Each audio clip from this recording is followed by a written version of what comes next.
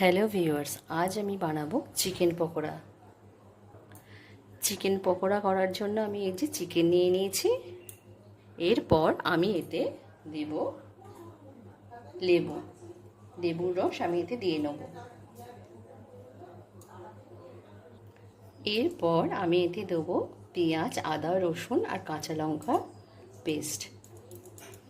এই পেস্টটা দিয়ে আমি চিকেনটাকে প্রায় আধ ঘন্টা 40 মিনিট মতো ম্যারিনেট করে রাখবো।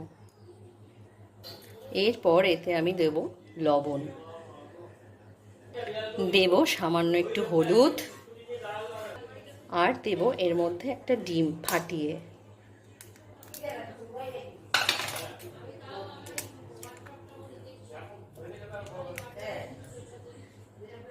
এরপর এটাকে আমি ভালোভাবে সব একসঙ্গে মিশিয়ে নেব।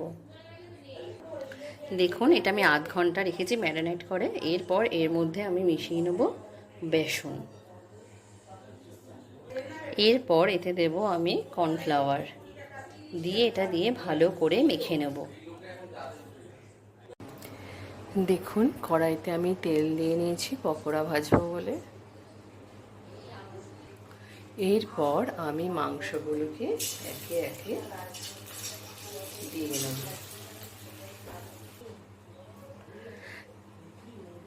দেখুন, চিকেন পকোড়া আমার রেডি। আপনারা প্রত্যেকে বাড়িতে বানাবেন, বানিয়ে খেয়ে বলবেন কেমন হয়েছে, এবং ভালো লাগলে চ্যানেলটাকে লাইক এবং সাবস্ক্রাইব করে দেবেন। আমার ব্লগ আজকে আমি এখানেই শেষ করলাম।